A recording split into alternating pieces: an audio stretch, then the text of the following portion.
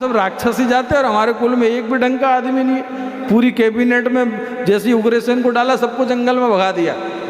जैसे ही प्रधानमंत्री बदलता तो पूरी टीम बदल देता। अपने स्वभाव के लोग चाहिए था।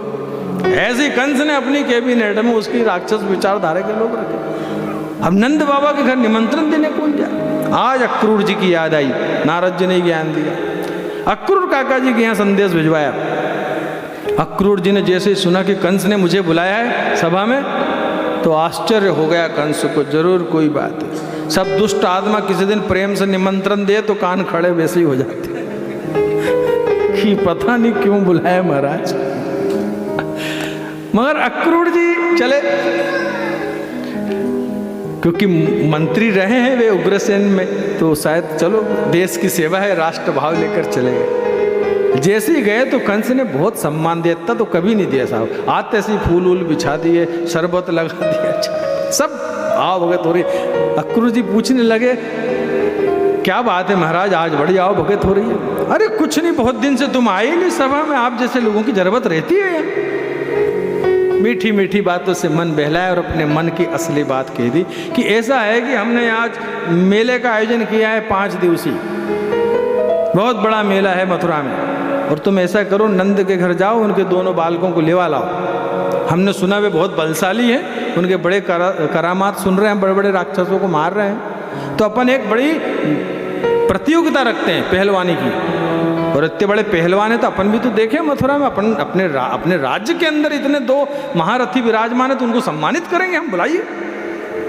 अक्रूर समझ गया ये बोल कुछ और रहा है, इसके मन में कुछ और है। सुखदेव कहते हैं महाराज अक्रूर जी उसकी सब बातों को समझ गए, और उसका आदेश पाते हुए रात को जब घर सोने लगे अक्रूर जी, तो रात भर इस प्रसन्नता में नींद नहीं आई कि कैसे उस परमात्मा के दर्शन मुझे कल होने वाले, और ये जीवन का सौभाग्य जो मैं उन्हें लिवाने जा रहा हूं, ये प्रसन्नता की खुशी में महाराज अक्रूर जी सोए ही। सुबह 4-5 बजे उठ गए, नहा धो लिए। पत्नी बोली कि इतनी जल्दी कहाँ, सब वृत्तांत बताया। अक्रूर जी ने रथ लिया और वृंदावन की तरफ चल दिए महाराज। अक्रूर जी का रथ नंद बाबा के घर जाकर रुका, और चले कब थे, सुबह पहुंच रहे कब, शाम को 5:30 बजे महाराज।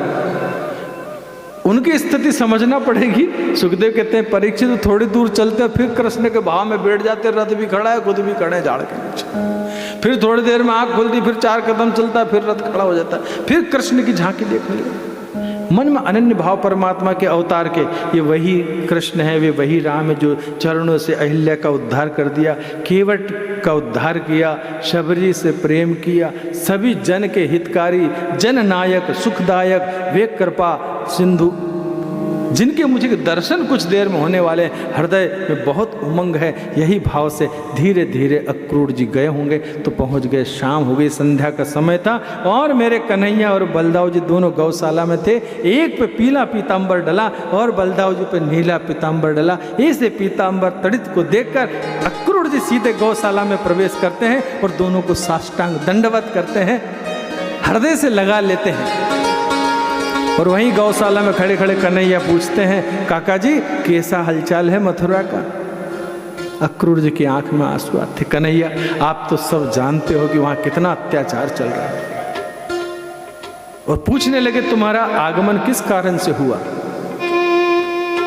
अक्रूर जी ने सब बात बता दी कि मैं आया तो इस उद्देश्य से हूं, मगर कंस का उद्देश्य यह है, वो भी मैं तुम्हें प्रकट कर देता हूं कन्हैया।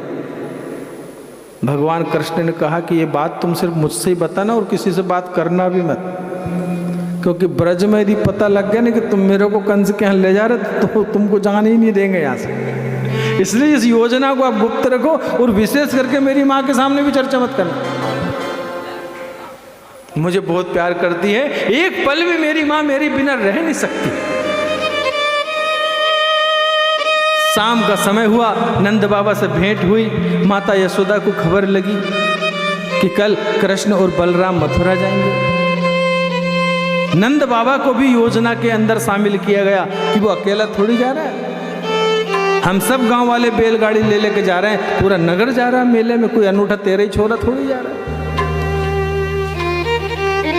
कितनी भी बात बना लो महाराज, पर जो कलेजे से रोज चिपकता था कन्हैया, जैसे रोज अपने हाथों से माखन रोटी खिलाने वाली माँ एक दिन भी कन्हैया के बगैर रहने को तैयार नहीं।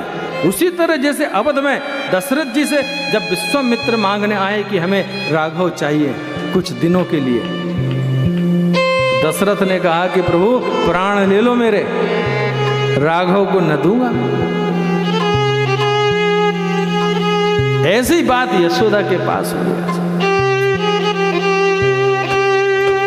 सब लोग विश्राम करने लगे, सारे ब्रज में आग की तरह बात फैल गई कि कन्हैया कल वृंदावन से मथुरा जा रहे। गोपियों की व्यग्रता बढ़ गई, सब गोपियां उदास हो गईं, कैसे रात भर सोई पता नहीं। सुखदेव कहते हैं परीक्षित, इतना मार्मिक और कारुणिक दृश्य वहां का, सब लोग निद्रा में है, मगर यशोदा के कक्ष का प्रकाश आता हुआ देख कन्हैया मां के पास जाते हैं।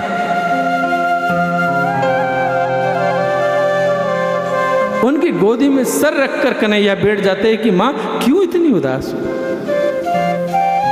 सर पर हाथ फेरते हुए वात्सल्य प्रकट होता है मां का, और कहने लगी कन्हैया तुम कल चले जाओगे, मैं शाम तक भी कैसे रहूंगी तेरे बिना। मां को बहुत समझाए मगर मां मानने को तैयार नहीं। आखिर को सुबह हुई, यमुना में स्नान किया और सब गोपियों ने रथ को घेर लिया। मां भी खड़ी हो गई और सब हाथ जोड़कर कन्हैया से प्रार्थना करती हैं, ओरे कन्हैया पड़ू तेरे पैया, ओरे कन्हैया पड़ू तेरे पैया,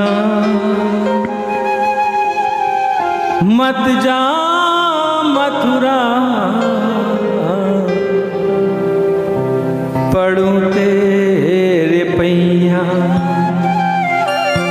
ओरे कन्हैया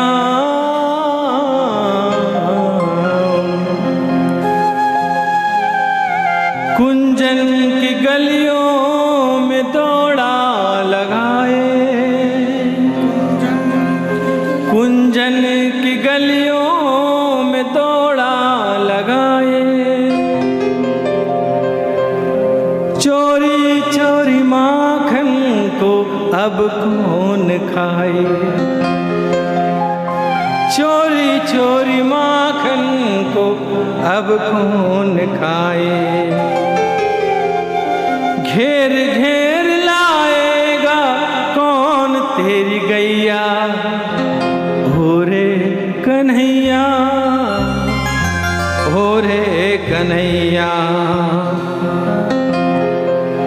गोपियां हाथ जोड़कर कहने लगी कन्हैया तुम्हें विश्वास दिलाती हम, विरह का दुख गोपी कैसे सहेगी, विरह का दुख गोपी कैसे सहेगी, तेरी राधा रानी अब कैसे रहेगी, तेरी राधा रानी अब कैसी रहेगी, और रो रो के मर जाएगी तेरी मैया, रो रो के मर जाएगी तेरी मैया, ओरे कन्हैया पड़ू तेरे पैया। गोपी बिरहनी का अब कौन सहारा, ये गोपियां रोज रोज घूमती कन्हैया तुम्हारे दरबार पे आ जाती थी, उलाहना दे देती थी, प्रेम से देती थी कन्हैया। गोपी बिरहनी का अब कौन सहारा, मगर विश्वास दिलाती है, चिंता मत करना, जपती रहेंगी अब नाम तुम्हारा, जपती रहेंगी अब नाम तुम्हारा। रोम रोम बस जाओ, रोम रोम बस जाओ दाऊ जी के भैया, ओरे कन्हैया पढ़ूं तेरे पैया, मत जा मथुरा पढ़ूं तेरे पैया। सुखदेव कहते हैं, परीक्षित, गोपियों ने रो रो के बुरा हाल कर दिया। अक्रूर कहते हैं, कन्हैया रथ कैसे आगे बढ़ाऊं? कन्हैया रथ से उतरते सब गोपियों को समझाते हैं कि कैसी जीत करके रखी तुम लोगों ने। हम एक ही दिन के लिए तो जा रहे, परसों तो हम आ जाएंगे। ये सिर्फ कृष्ण ही जानते थे कि अब ये पलट कर आने वाले नहीं।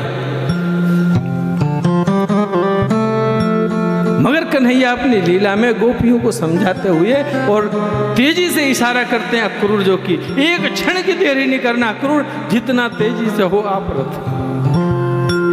अक्रूर जी ने, घोड़ों ने रथ हवा से बात करते हुए घोड़े तेजी से वृंदावन से निकल के मथुरा की तरफ जा रहे हैं। और गोपी और जितनी व्रज के ग्वाल बाल और मैया जितनी भी थी, जब तक कन्हैया दिखते रहे देखती रही। रथ दिखता रहा जब तक देखती रही, रथ की ध्वजा दिखती रही तब तक देखती रही। रथ ओझल हो गया, उड़ती हुई धूल दिखाई दे रही, उसे भी निहार रही कि। सुखदेव कहते हैं, परीक्षित, उस मां ने किस हृदय से अपने लाल को वहां से विदा किया, जो कि जानता था कि अब वो वापस नहीं आएगा। परीक्षित भाव विभल प्रेम से अश्रु बहते हुए परीक्षित कहने लगे, महाराज, कन्हैया इतने सबको इतना प्रेम करके इतना कठोर निर्णय लेकर जा कैसे सकते हैं? सुखदेव कहते हैं, परीक्षित, यही प्रभु की लीला है और यही उनकी माया भी है। अक्रूर जी के साथ रथ में जैसे ही यमुना आई और अक्रूर जी ने निश्चय किया कि कन्हैया, क्या मैं यमुना का स्नान कर लूं?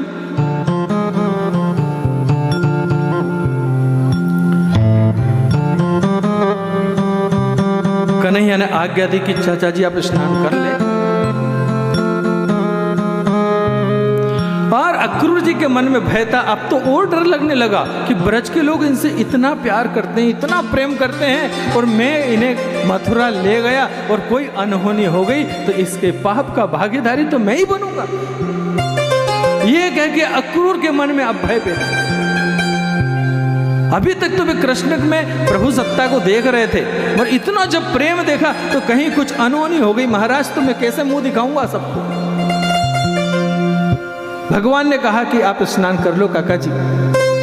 और जैसे ही यमुना में उतरने के लिए अक्रूर जी ने स्नान किया तो जल के अंदर जो छवि देखी, चतुर्भुजी नारायण शंख चक्र गदा पद्म से विराजमान,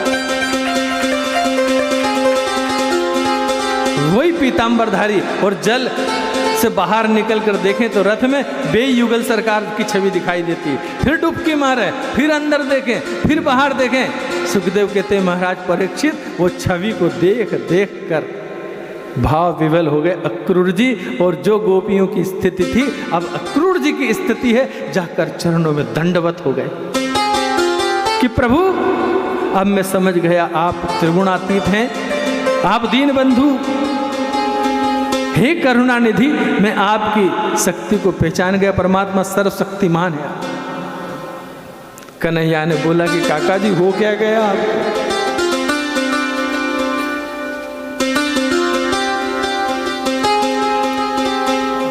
और आज रथ धीरे धीरे मथुरा में प्रवेश कर रहा है और गोविंद बलदाऊ जी के साथ मथुरा में प्रवेश कर रहे हैं। आइए हम एक छोटा सा संकीर्तन करें, हमारे भाव सभी के बहुत प्रबल है इस समय। आइए।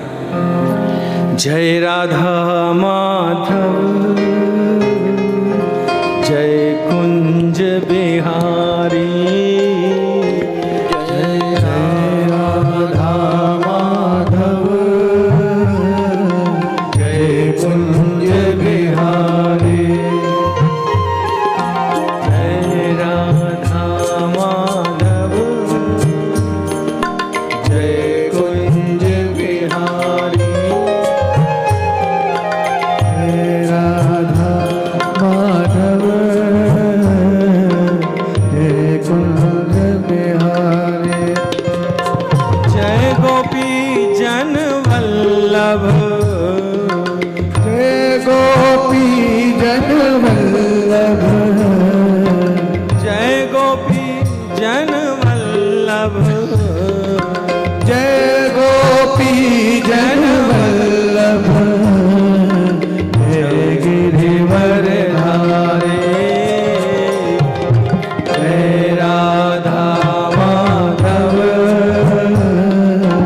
जय कुंज बिहारी, जय राधा माधव जय कुंज बिहारी,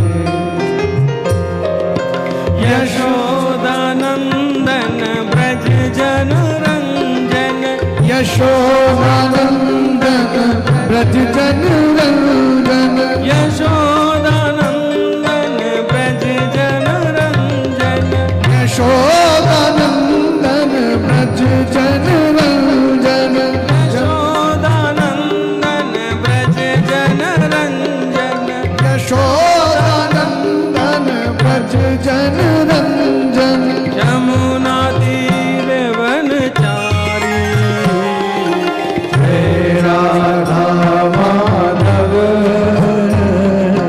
जय कुंज बिहारी, जय राधा माधव जय कुंज बिहारी, हरे कृष्णा कृष्णा कृष्णा हरे हरे, हरे राम राम राम हरे हरे, हरे कृष्णा राधे कृष्ण कृष्ण हरे हरे,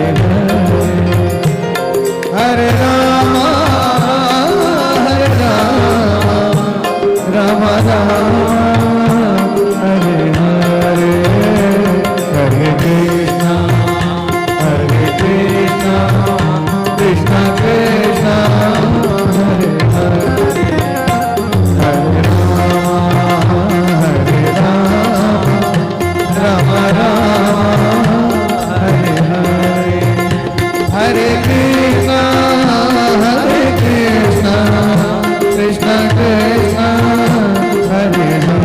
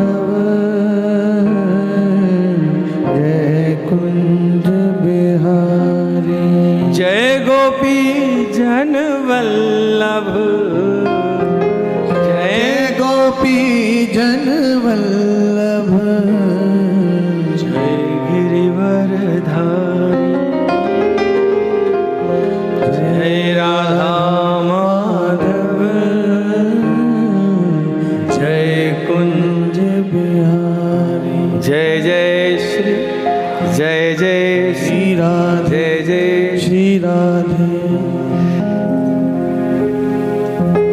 एक बार मुस्कुरा के बोलो जोर से, जय जय श्री जय जय श्री। अपन मुस्कुराते हुए कथा में अब आगे चलते हैं, ठीक है ना।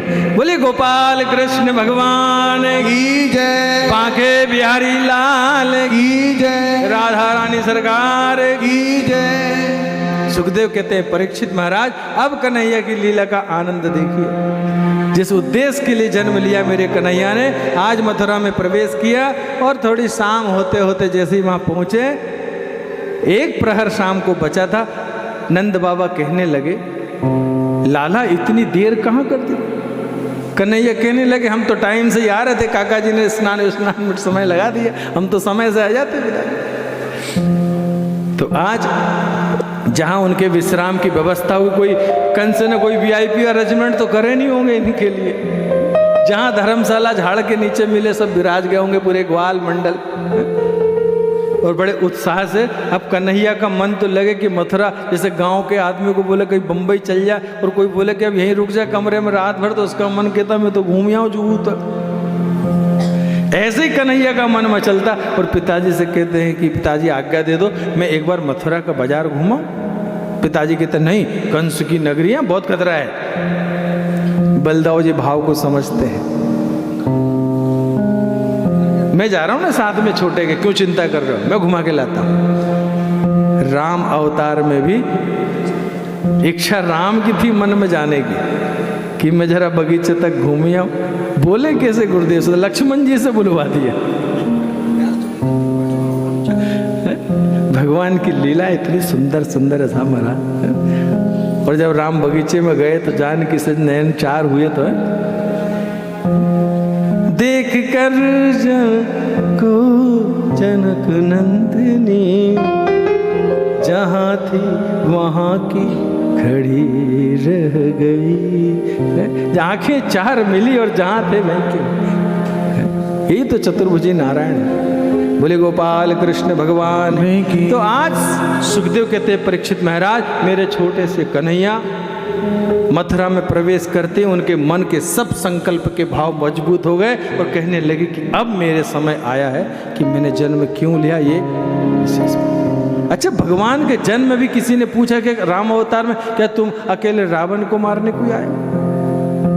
अरे इतने से काम के लिए मैं नहीं आता। ऐसी कंस को मारने के लिए भगवान को आने की जरूरत नहीं थी, पर इतनी सारी गोपियां, इतने सारे संत हृदय की आत्माओं को तृप्त करने के लिए मेरे प्रभु अवतार लेते हैं। और आज कन्हैया वहां पर पहुंचे और मथुरा में घूमना शुरू किया। जैसे ही घूमने के लिए निकले, सबसे पहले ही ड्राई क्लीनर वाले साहब सामने आ गए। बड़े राजा जी के ड्रेस प्रेस करके ले जा रहे थे, कपड़े ले जा रहे थे। कन्हैया ने पूछ लिया, बहुत सुंदर सुंदर कपड़े दिख रहे, एक आध जोड़ी हमको दे दो। उसने मजाक उड़ाया, गांव के हो, इसी ड्रेस पहनने लायक नहीं हो तुम लोग। भगवान को इतनी देर में तो गुस्सा ही, जो काम आया था उसको मुहूर्त कर ही दे। एक चांटा जमाया महाराज, नमो नारायण। और जितने कपड़े थे सब ग्वाल वालों ने छुड़ाए और पहनने लगे। अब 5 फुट का गोपाल बड़े फुट के कपड़े पहनने लगा, जो छोटे थे लंबे लंबे पजामे, जो जैसे समझ में आए कपड़े पहन ले। किसी के नाप के है नहीं, बेनाप के कपड़े पहने और वही कपड़े पहन कर मथुरा की गलियों में घूम रहे। लोग हंस रहे, आनंद ले रहे। और जैसी खबर पहुंची कि महाराज नंद का छोरा मथुरा में घूमने आया, तो महाराज अटारियों पर महिलाएं आ गई, लोग इकट्ठे होने लगे। जगह जगह व्यापारी स्वागत करने को खड़े हो गए। व्यापार तो उस समय भी होता था, मथुरा बड़ी नगरी थी और आज की राजनीति की तरह ही चतुर थे पहले भी व्यापारी। उनको पता सत्ता किसके पास आने वाली थी, अभिनंदन करना शुरू कर दिया महाराज। जगह जगह स्वागत हो रहा कन्हैया का और सब लोग आपस में चर्चा कर रहे, जय छोरा है नंद का, 7 साल में 7 कोस का पर्वत उंगली पर उठा लिया, पूतना को मार दे जाने, तृणावर्त, सक्टासुर, कालिया नाग, ऐसे ऐसे काम इतनी सी कम उम्र में कर दी महाराज। उसको देखने के लिए मथुरा की जनता उमड़ पड़ी, जहां जाओ कन्हैया की भीड़। बोलिए गोपाल कृष्ण भगवान की जय। फूल वाले मिल गए, वो भगवान को समझ गया, भगवान को सुंदर सुंदर माला पहनाई, गोप बालों को माला पहनाई, क्योंकि वृंदावन में देखो आप माला का बड़ा महत्व है।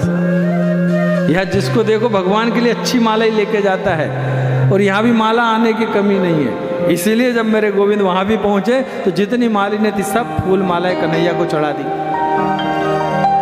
कुब्जा के दर्शन हो गए महाराज, चंदन कटोरे में घोल के कंस के लिए ले जा रही थी। कन्हैया ने पूछ लिया माँ कहाँ जा रही हो? कंस को चंदन लगाने जा रहे। ये कुब्जा वही थी जो त्रेता युग में मंथरा थी। मेरे गोविंद ने उसके उद्धार के लिए ही माँ मुझे चंदन लगा दे। सुखदेव कहते हैं परीक्षित जैसे ही कन्हैया को चंदन लगाया, कन्हैया ने उसकी कमर को स्पर्श किया, एक अंगूठे पर अपना पैर रखा, इतनी सुंदर रूप यौवन संपन्ना के रूप में परिवर्तित हो गई और भगवान को प्रार्थना करने लगी, प्रभु कब से आपकी प्रतीक्षा में थी, मेरे घर चले आप।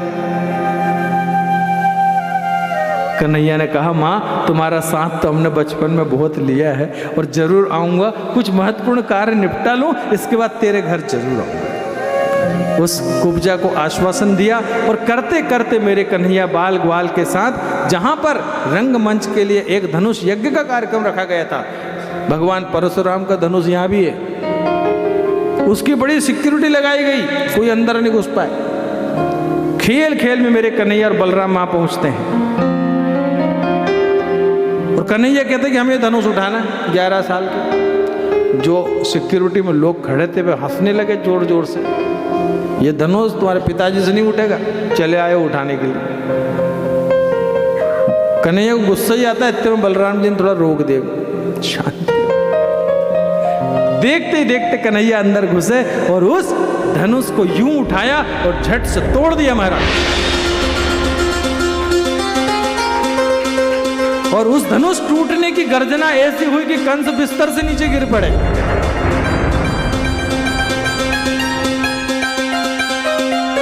उस कंस को ब्रह्मा ने बता दिया था कि जिस दिन तेरे मथुरा के कंस टूट जाएगा, समझना तेरे जीवन की अब अंतिम घड़ियां हैं। उस धनुष को टूटा हुआ देखकर उसकी रक्षा करने वाले सिपाहियों ने इन्हें बंदी बनाने का प्रयास किया, मगर बलराम जी ने अकेले ने ही